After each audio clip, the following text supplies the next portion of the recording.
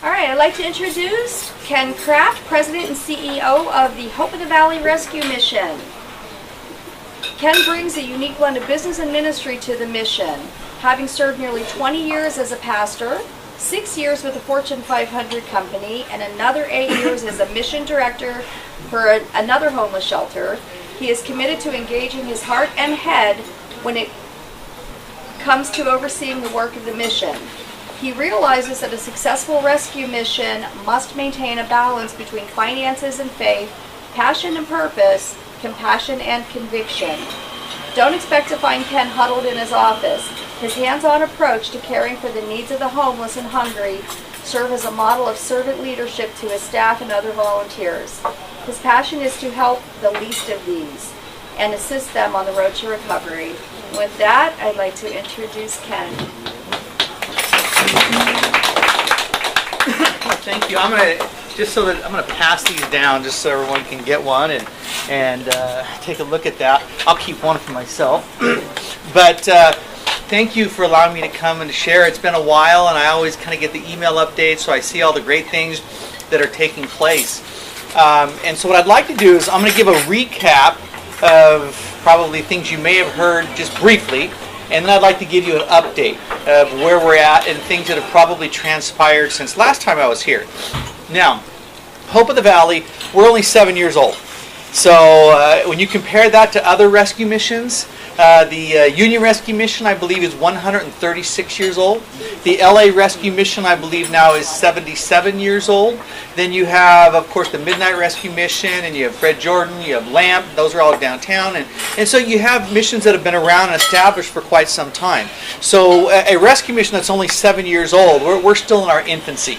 But in our infancy, it has been an incredible time of growth and development of programs and services for those in need. We started, as I mentioned, 7 years ago, just by serving one hot meal, and then 2, then 3. We now serve over 207,000 meals annually. Okay, that's a lot of meals. We also provide over 61,000 nights of shelter annually. And so that's a lot of shelter. But we started by serving the hot meals, and then we moved to Sun Valley, and there we built out bathrooms and served more meals and case management. And then we opened up our House of Hope, which is our men's drug and alcohol recovery program. And then we had an opportunity to open up a shelter for families, moms and kids. It was a facility, it's called the Genesis House, that was formerly it was a convent. It was built by the Catholic Archdiocese, and it's 12 bedrooms, 10 bathrooms, 3,752 square feet.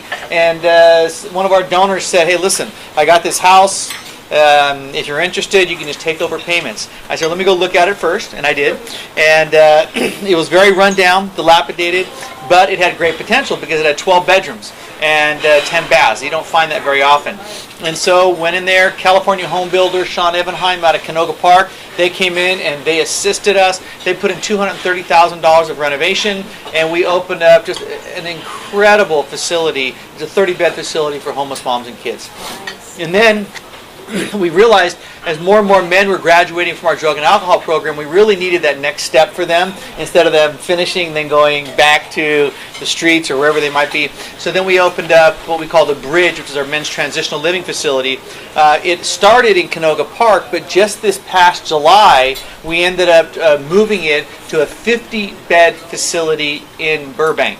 It was a facility that came available. It was previously a state-run drug and alcohol recovery program, and then they closed their doors, and I got wind of it. I went there, I looked at it. It's 15 bedrooms, 50-bed capacity, and I went to the city of Burbank, and they said, "Well, yeah, you can use it for the same usage, but you will have to be in there within 60 days. And it's like I had to convince the board, I had to raise money, but anyhow, we made it happen, and so now we're in there. Also, we run the cold weather shelters, Pacoima and Silmar, 290 beds, two different cold weather shelters, which are basically open all 24 hours right now because of inclement weather. And probably one of our busiest hubs and activity centers is right here in Van Nuys. We opened up the Help Center. That was also in the past 12 months. a little over 12 months ago. And the Help Center is really that place where anybody in need can come. And it's on the corner of Victory and Tyrone. It used to be Lutheran Social Services. They moved out to a place in the West Valley. We came in and we renovated it, put 20 offices, and we built a computer learning center, and we built out 4 bathrooms. We now will do between 70 and 85 showers every day for the homeless, okay? And so, I mean, you come there and it's so meaningful to those that need those hot showers, clean clothes, and then our computer learning classes. But the reason why we built out 20 offices, not because we needed 20 offices, we wanted to create an environment where all of our partners could come and join us on site. So on site, we have the LA Family Housing has representation, we've got the Veterans Administration, we've got mental health services, we have housing navigation. We said, listen, no charge to you. We're going to pay it, but we want you on site if you can, because we need a one-stop shop. It is so difficult for homeless people when they come one place and they say, okay, now go to Pacoima for this. Okay, yeah, you need to first go get your driver's license and receipt. Oh, now you need to go. It's virtually impossible to navigate the system. And so we wanted to simplify it and create that one-stop shop. And we serve hot meals there every day. And it's a very busy hub of activity. And that's where you donated those incredible benches, okay, which are used every day. All right, so thank you. I was just sharing with somebody, what a practical gift. What a wonderful gift. I don't know whose thought that was, but it's brilliant. And it gets used every day, so thank you so much for that. So those are some of the programs, but the program I really would like to share with you is our latest program that we just opened our doors recently, and it ended up being a $4.3 million project. Okay, and we ended up purchasing the building for $1.5 million, and the renovation was $2.8 million. It ran $1 million over budget, and people tell me that's pretty normal, but it was very frustrating. We tried to kind of monitor everything, but DWP and some others came in and said, no, now you're going to do this, this, this, and this, and it's just kind of the way it goes. But it's a 15,000 square foot building in which we built several things inside. Number one, we opened up the very first recuperative care shelter in the San Fernando Valley. You might say, what is recuperative care? Well, the best way I can illustrate it is this. If any of us became injured or we became very ill, and we were hospitalized, okay, you would be treated, but at a certain point, the doctors would say, they're ready for discharge, and the discharge planner would call a loved one and say, listen, can you come pick up Mel and help me get home? And then Mel would have someone kind of watching him at home, making sure he's okay. Well, that's what recuperative care is, because the reality is we have homeless individuals that become injured, they become ill, they become hospitalized, and now they're getting ready for discharge, but they don't have a home to go to. And so where do you discharge them to? If you discharge them back to the streets, our city attorney, Mike Fuhrer, calls that patient dumping, and he will fine you. Okay? So you end up holding them, but yet we have hospitals that I've spoken with some of the chief administrators that say, listen, it's impacting our system. We don't have beds for people that need beds because we can't move people out. And so we, on our own dime, okay, we reached out and we built the very first recuperative care shelter. And if you come on site, it's an amazing facility where the hospitals now, when they're getting ready to discharge someone that does not have a home to go to, they'll call us and say, do you have a bed? They will drive them to us, and probably 60% of our clients there are in wheelchairs. Wow. Many of them have had amputations, they've had heart issues, they've had strokes, they've had serious issues, and so we work with them. And we're staffed it's staffed medically with LVNs, RNs, CNAs.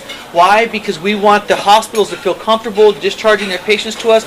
We work with them, and then we eventually discharge them, and we have a case planner and a housing navigator working with them as soon as they get to us so that we can get them placed into permanent supportive housing on the back end. And so that's the recuperative care. But what really sets our recuperative care apart from any other recuperative care in Los Angeles is the fact that we also built on-site facilities for a federally qualified health care clinic. Okay, so co-located on-site. Now, we're not healthcare professionals, but we partner with a healthcare professional in the San Fernando Community Health Center. So we built it out for them. They now lease that space from us. They have a prime location right on Sepulveda Boulevard, directly across from the Mission Hills Police Station. And the beautiful thing is this: all of our patients need medical care. Okay, so there's a great symbiotic relationship. So the doctor there gets to see our patients get to see that doctor, and we have our own exam room on our side, and so our patients don't go into the clinic, so that anybody from the community can go to the clinic and they feel very comfortable, and the doctor comes into our side and treats our patients there. But we also recognize that many of the patients that we deal with have psychological issues, and there's mental health issues, behavioral health issues. So we opened up a behavioral health clinic also on site. Now, San Fernando Community Health Center, that I just referenced a moment ago, their headquarters is only 1.5 miles from ours.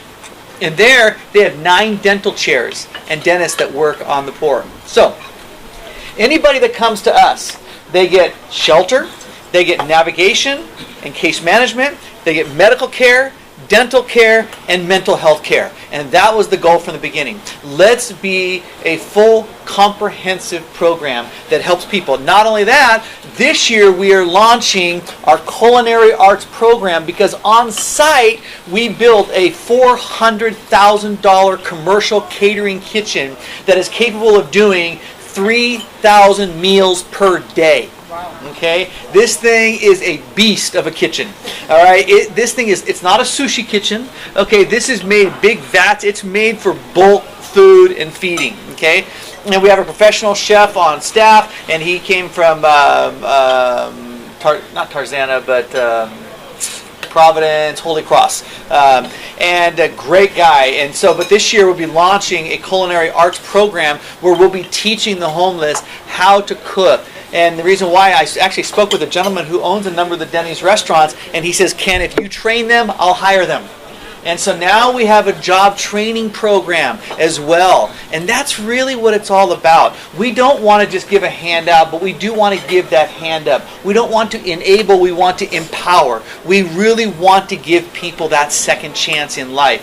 And that's why, so if you look inside of this brochure, which happens to be fairly accurate. I know they get dated rather quickly, but from the Van Nuys Help Center, the recuperative care, to the winter shelter programs, to the Johnny White House of Hope and the Bridge, and the Genesis House. What I really want you to look at is this baseball diamond in the upper right, okay? Because I'm a huge baseball fan, love the Dodgers, okay? And when I began thinking more just kind of intelligently how to share with people what it is we do, and how do I illustrate it. And the best way I knew to illustrate it was baseball. Why? What is the goal and objective of baseball? To get where? Home. Right? What is the goal and objective of every homeless service outreach program? To get people home, right? Not just to give them a meal, but to get them housed. And that's what we're all about. And so I thought, since baseball is all about getting people home, and we're all about getting people home, I'm going to make an illustration that shows people what it is we do. And, because, as was mentioned, I had spent many years in pastoral ministry, so I've put together more sermons than I could tell you. And alliteration was something I always enjoyed and appreciated. So I used a little bit of alliteration when it comes to the baseball diamond. And what do? We want to move people from the streets to services, services to structure, structure to stability, stability to sustainability. Okay? So what do you mean, Ken? Well, first of all, we want to take anyone who's living on the streets.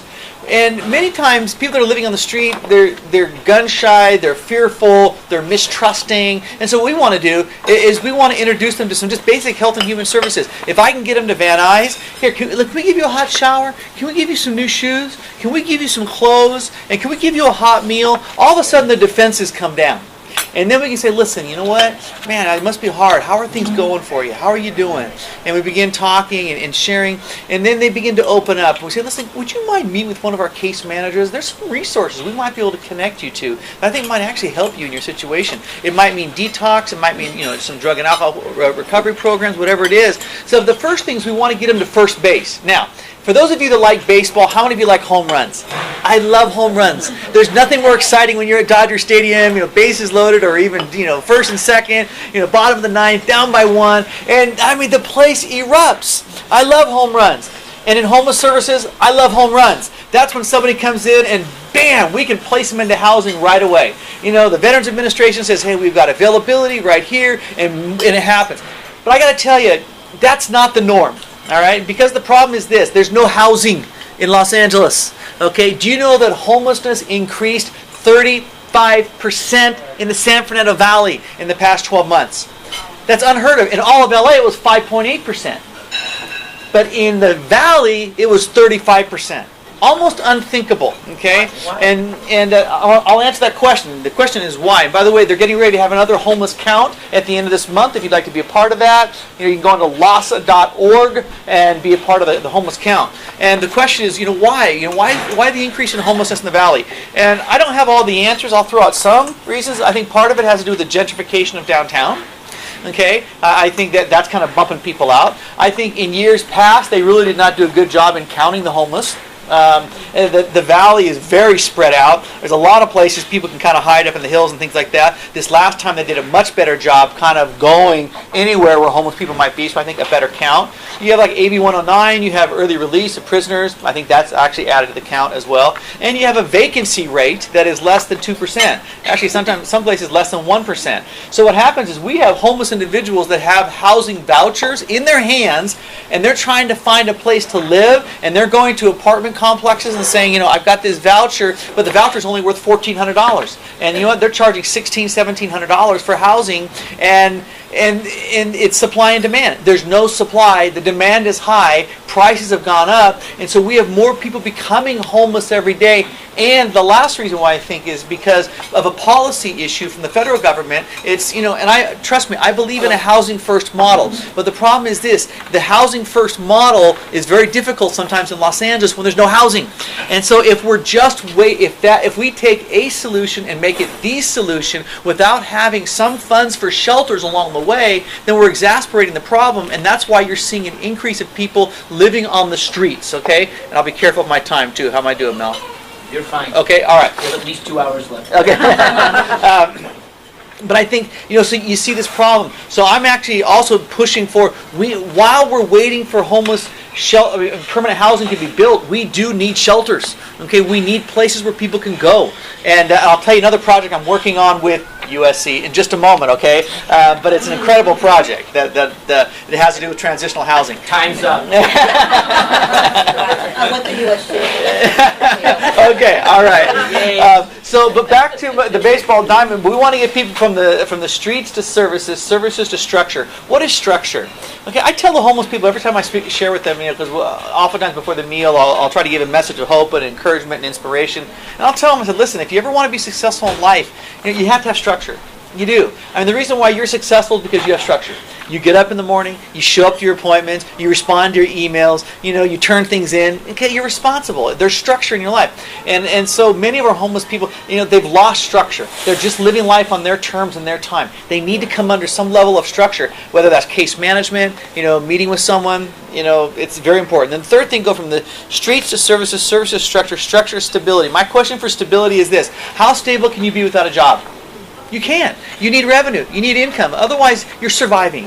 Life is a struggle. You don't know what the next day holds. And so we're working with them. Our board president is Michael Klossman. He's the president of CBS Studios. He's actually hired people at CBS Studios. We have other businesses that have hired people, and from air conditioning and landscaping, and working with them on that. And the last thing is we go from the streets to services, services to structure, structure to stability, stability to sustainability. It doesn't do us any good to help someone get off the streets, leave homelessness, only to have them relapse in 6 months and to be back in the same situation. So they need education is the key, right? We need to educate people, and we need to have accountability, and we need to put the wraparound services so that they have what they need to really make it. Now, finally, so that's what's happening, and our admin offices are up in Mission Hills. And the good news is this: we are open 24/7. So anytime you want to drop anything off, any time of day or night, you can drop it off. We're there, okay? Somebody is there.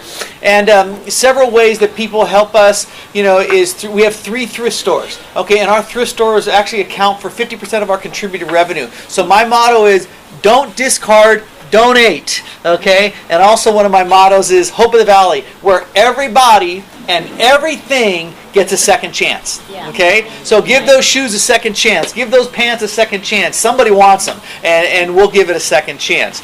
Now, finally, the last project that I'm working on right now is with USC. I was approached about 7 months ago from the fourth year architectural and engineering students at USC and their professors. They'd received money for a studio to come up with solutions to end homelessness in Los Angeles.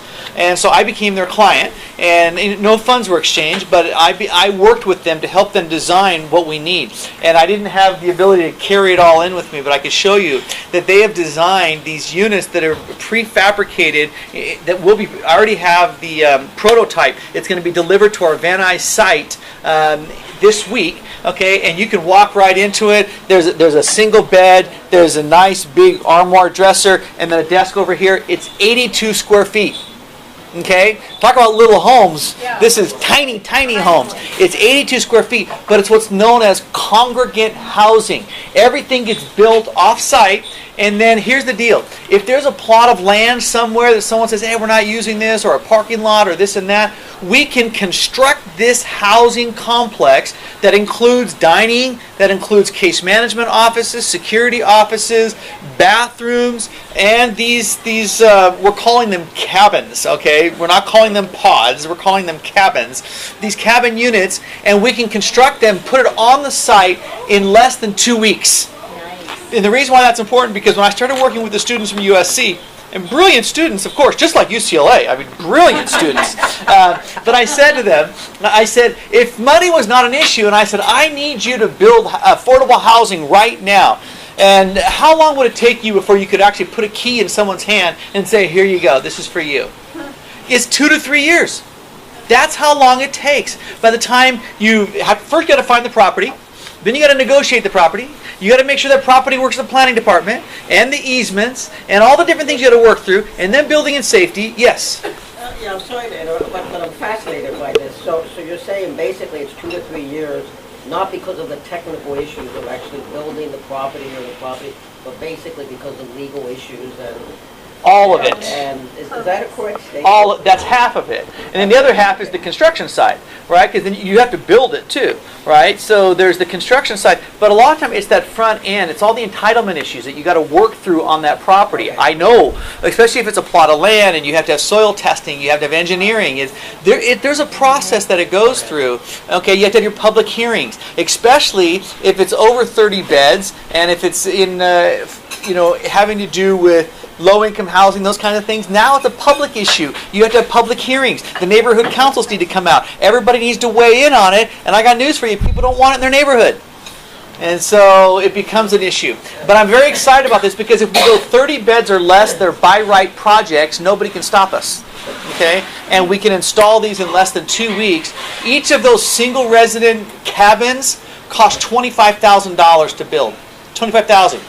And God willing, with the passing of the $1.3 billion bond measure to build housing, we'll be able to tap into that along with the generosity of others. So anyhow, we've been very busy. We've got a lot going on at Hope of the Valley, and if you ever want to be involved, please let me know. We're very excited because last year we were able to place 128 people into permanent housing with our efforts. So thank you so much for the privilege of sharing with you. I love what you guys do. You guys are amazing, and keep up the good work. Thank you.